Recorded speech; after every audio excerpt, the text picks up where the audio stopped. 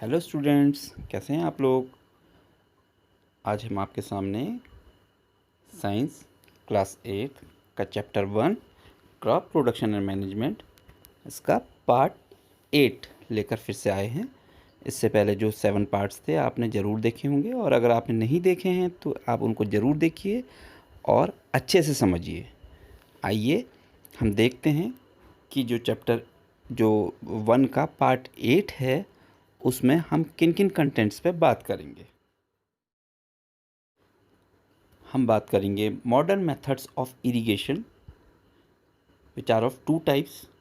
Number 1 sprinkler irrigation method, ऊपर देखिए आप बना हुआ है sprinkler irrigation method, and the second one is drip irrigation method. तो इन दो मेथड्स पे जो मॉडर्न टेक्निक्स हैं इरिगेशन की, इनमें हम आने वाले टॉपिक्स में बात करेंगे। इसके अलावा हम वीड्स और वीडिंग के बारे में भी जानेंगे। Modern methods of irrigation. Modern methods of irrigation help us to use water economically.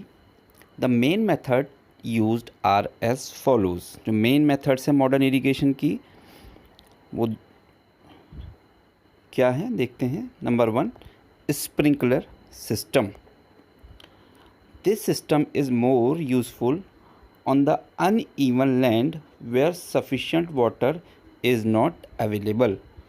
तो जो स्प्रिंकलर सिस्टम है वो कहाँ ज़्यादा यूज़फुल है, अनइवन लैंड में, जहाँ पर टेढ़ा मेढ़ा फील्ड हो वहाँ पर ज़्यादा यूज़फुल है, और जहाँ पर सफिशिएंट वाटर सप्लाई नहीं मिल पाती। The perpendicular pipes having rotating nozzles on the top. तो यहाँ पर क्या होता है आप इधर फिगर में देख सकते हैं। देखिए ये देखिए तो जो परपेंडिकुलर पाइप्स हैं इनके ऊपर क्या लगे रहते हैं, नोजल्स लगे रहते हैं, रोटेटिंग नोजल्स जो घूमते हैं। Are joint to the main pipeline at regular intervals. तो कुछ इक्वल डिस्टेंस पे ये लगे रहते हैं। When water is allowed to flow through the main pipe under pressure with the help of pump, it escapes from the rotating nozzles. अब क्या होता है मैं आपको दिखाता हूँ कि जो ये हमारा मेन पंप है, यहाँ से वाटर प्रेशर के साथ ऐसे पाइपलाइन में जाता है। इसके बाद ये पानी ऐसे गया और ये बारी बारी से यहाँ पर इस तरह से ये चले गया, फिर दूसरे पाइप में फिर ये गया और ऊपर निकल गया। तो ऐसे करके बारी बारी से प्रेशर से वाटर हर स्प्रिंकलर में जाता है, और फिर जैसे रेन होती है उस तरह से हम देखते हैं कि पूरे फील्ड में इरिगेशन होता है।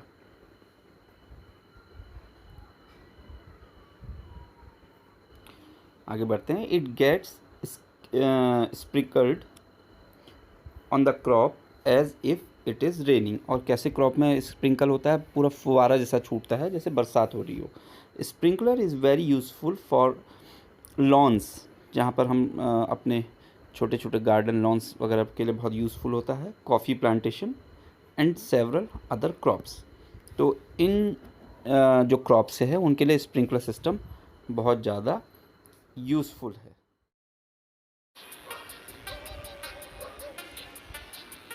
तो सबसे पहले जो मेन सप्लाई पाइपलाइन है उसमें होल्स करके लगभग 8 फीट्स की गैप में हम कनेक्टिंग पाइप्स को जोड़ते हैं।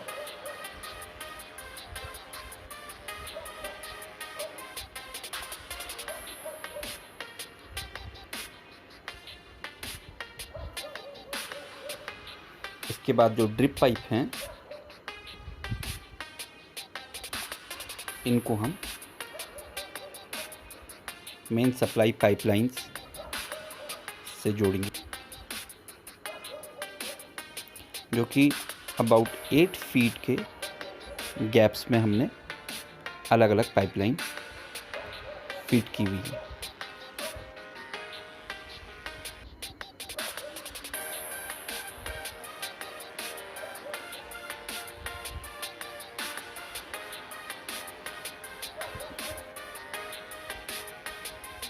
ये देखिए जॉइंटर से ड्रिप जो पाइप्स हैं उनको मेन पाइपलाइन से अटैच किया जा रहा है।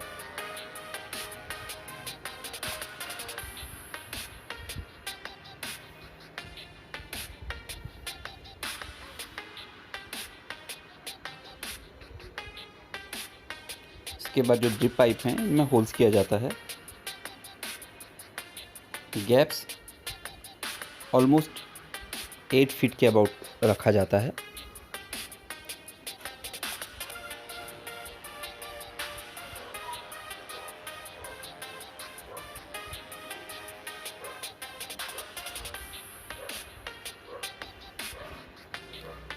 नेक्स्ट स्टेप में जो स्प्रिंकलर्स हैं उनको इन जो ड्रिप पाइप्स हैं उनमें देखिए कनेक्ट किया जा रहा है, और इस तरह से पूरे फील्ड में हम बहुत सारे कनेक्टर्स में स्प्रिंकलर लगा देते हैं। और ये देखिए पूरे फील्ड में 8 बाई 8 मतलब 8 फीट के लगभग गैप में बहुत सारे स्प्रिंकलर लग गए हैं। और नेक्स्ट स्टेप में हम वाटर सप्लाई पाइपलाइन है उससे वाटर स्टार्ट कर देंगे। और देखिए कैसे स्प्रिंकलर फंक्शन करना शुरू कर गए हैं। ऐसा लग रहा है जैसे रेन हो रही है और प्रॉपरली पूरे फील्ड का इरिगेशन हो जाता है।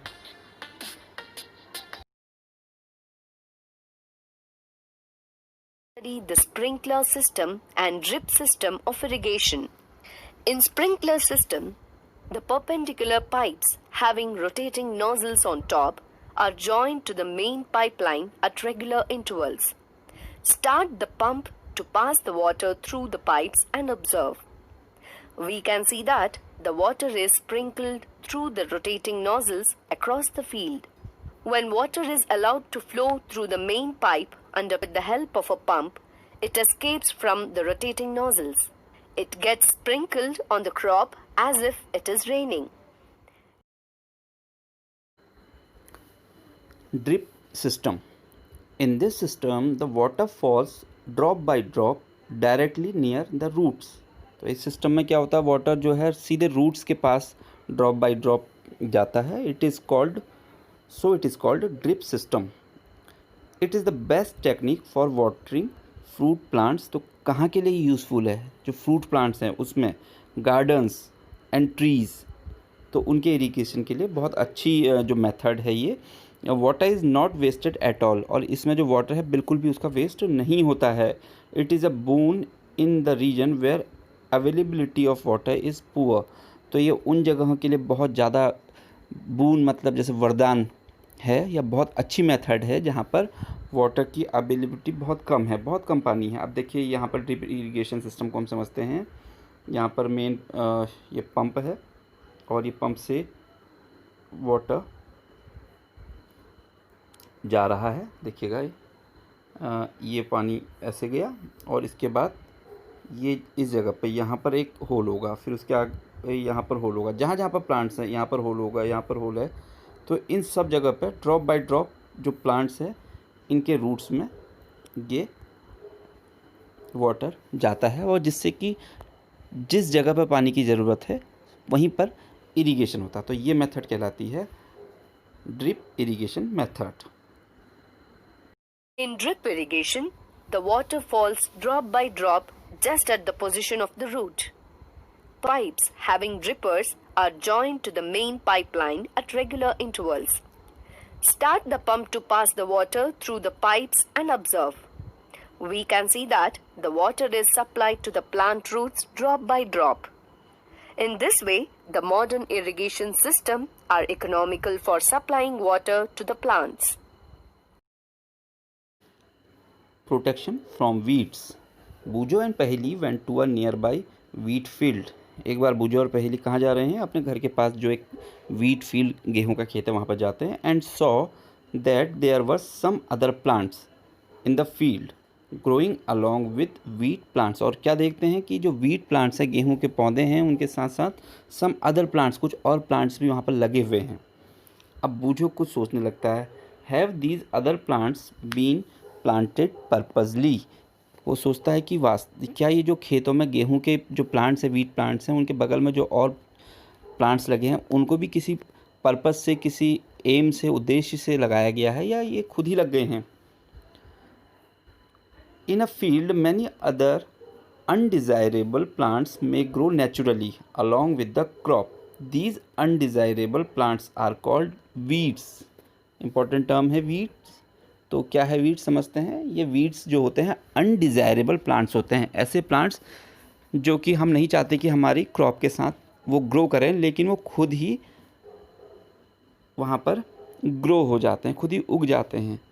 तो ऐसे अनडिज़ायरेबल मतलब जिसकी हमें इच्छा नहीं होती, हम नहीं चाहते वो लगें, उसके बावजूद वो हो जाते हैं क्रॉप्स के साथ, ऐसे अनडिज़ायरेबल प्लांट्स को हम बोलते हैं वीड्स। द रिमूवल ऑफ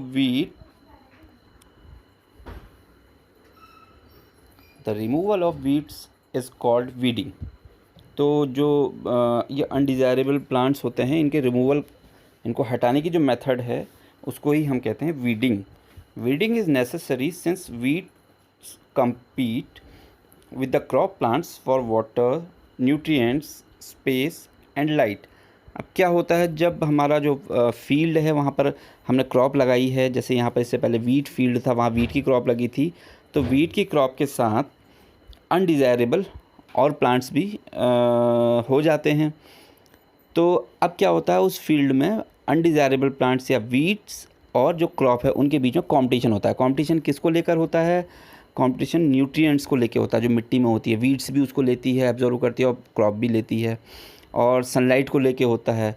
और वीड्स ज़्यादा तेज़ी से ग्रो करते हैं, तो वो ज़्यादा सनलाइट वाला जो स्पेस है वो ले लेते हैं। इसके अलावा वाटर के लिए होता है, जितना हम इरिगेशन करते हैं तो वीड्स उसको भी ले लेती है। तो कहने का मतलब ये है, जितने भी न्यूट्रिएंट्स और अदर चीज़ें होती हैं वो वीड्स भी लेती है और क्रॉप भी लेती है। तो रिज़ल्ट ये होता है कि क्रॉप को उतना नहीं मिल पाता जितना मिलना चाहिए, और लास्ट में क्रॉप उतनी अच्छी ग्रो नहीं हो पाती। इस वजह से वीड्स को हटाना बहुत ज़रूरी है। Thus they effect the growth of crop. इसलिए वो क्या करते हैं, वीड्स जो क्रॉप है उनके ग्रोथ में इफेक्ट डालते हैं। Some weeds interfere even in harvesting and may be poisonous for animal and human beings. कुछ वीड्स तो ऐसी होती है, जब हम फसल काटते हैं तो उसमें उन वीड्स के बीज जो सीड होते हैं वो आ जाते हैं, और वो जो होते हैं पॉइजनस होते हैं। तो कई बार क्रॉप के साथ मिलकर वो ह्यूमन और अदर एनिमल्स के लिए डेंजरस भी होते हैं। इसलिए वीडिंग करना या removal of weed is very very necessary. तो अभी तक हमने जो टॉपिक पढ़ा, जिसमें मॉडर्न इरिगेशन सिस्टम था और वीडिंग थी, उस पर बेस्ड कुछ क्वेश्चन आंसर आइए देखते हैं। तो फर्स्ट क्वेश्चन है, which instrument are use to lift water. Water को लिफ्ट करने के लिए किस इंस्ट्रूमेंट का यूज़ करते हैं हम लोग? The answer is pumps are use for lifting water. Diesel, biogas, electricity and solar energy are use to run these pump. तो पंप से हम वाटर लिफ्ट करते हैं। और पंप किससे चलते हैं? वो डीजल से चलते हैं, बायोगैस, इलेक्ट्रिसिटी या फिर सोलर एनर्जी से चलते हैं। क्वेश्चन नंबर 2 देखिए, name 2 modern methods of irrigation. Irrigation की 2 मॉडर्न मेथड्स क्या क्या हैं? नंबर 1 है sprinkler and the second one is drip irrigation system. Question number 3 पे आइए, explain the advantage of sprinkler system irrigation. Sprinkler system का क्या एडवांटेज है? आंसर 3 देखिएगा नीचे। In sprinkler system irrigation the water falls over the plants as if it is raining. बिल्कुल जैसे बारिश होती है उस तरह से पानी गिरता है प्लांट्स के ऊपर। It is useful for uneven land, जहाँ पर उबड़ खाबड़ ज़मीन होती है, टेढ़े मेढ़े खेत होते हैं, वहाँ पर ये फ़ायदा देती है। Where sufficient water is not available, और वहाँ पर फ़ायदा होता है जहाँ पर हमारे पास बहुत पानी नहीं होता, कम पानी में हम अच्छा इरीगेशन कर लेते हैं स्प्रिंकलर सिस्टम से। It is useful for lawns and coffee plantation. Lawns बगीचों में और कॉफ़ी प्लांटेशन में बहुत यूज़फुल है। क्वेश्चन नंबर 5 है, question 4, write the advantage of drip irrigation system. Drip irrigation system का एडवांटेजेस क्या क्या हैं? तो आंसर 4 है, in drip irrigation water falls drop by drop near the roots. आप ये ऊपर एक पिक्चर देख रहे हैं, यहाँ पर देखिए, ये देखिए किस तरह से इस जगह पर लीकेज है, और उस लीकेज से क्या हो रहा है कि प्लांट के रूट में ड्रॉप बाय ड्रॉप वाटर जा रहा है। तो ये जो सिस्टम है ड्रिप इरिगेशन सिस्टम कहलाता है। It is very useful in the region where water is insufficient, जहाँ पानी कम होता है वहाँ पर ये बहुत फ़ायदेमंद होता है। It is useful for gardens and fruit plants, garden और फ्रूट प्लांट के लिए ये बहुत ज़्यादा यूज़फुल है। क्वेश्चन नंबर 5 देखिए, व्हाट आर वीड्स, वीड्स क्या हैं। आंसर 5 में आते हैं, unwanted plants that grow along with the crop are called weeds. तो क्रॉप के साथ जो अनवांटेड प्लांट ग्रो होते हैं उनको ही हम वीड्स कहते हैं। Why, question number 7, why weeding is necessary, weeding जरूरी क्यों है। Answer 7, weeds compete with the crop plants for sunlight। Weed जो है, जो अनवांटेड प्लांट्स हैं वो क्या करते हैं, क्रॉप्स के साथ कंपटीशन करते हैं। किसके लिए, सनलाइट के लिए, सनलाइट लेने के लिए, वाटर के लिए, न्यूट्रिएंट्स के लिए। So they adversely affect the growth of crop plants. तो इसी वजह से जो क्रॉप प्लांट की ग्रोथ में एडवर्सली इफेक्ट पड़ता है, बैड इफेक्ट पड़ता है। Therefore it is necessary to remove weeds, इसीलिए वीड्स को हटाना या वीडिंग बहुत ज़रूरी है। तो ये थे अभी तक के टॉपिक पर बेस्ड क्वेश्चन आंसर। उम्मीद है आपको ये टॉपिक अच्छे से समझ में आया होगा। अब आपका काम ये है कि आप अपने नोट बुक में इन सारे क्वेश्चन आंसर को अच्छे से नोट करेंगे और जो टॉपिक हमने अभी पढ़ा उसको एक बार फिर से रिवाइज़ करेंगे। और अगर कोई कंटेंट आपके समझ में नहीं आया तो आप कमेंट बॉक्स में जाके ज़रूर अपने क्वेश्चन लिखिएगा, उनका आंसर दिया जाएगा। और आपको अगर वीडियो पसंद आया तो इसको आप लाइक भी ज़रूर कीजिए। और इसके बाद अब हम पार्ट 9 में आपके साथ फिर मिलेंगे। तब तक के लिए थैंक यू, बाय बाय।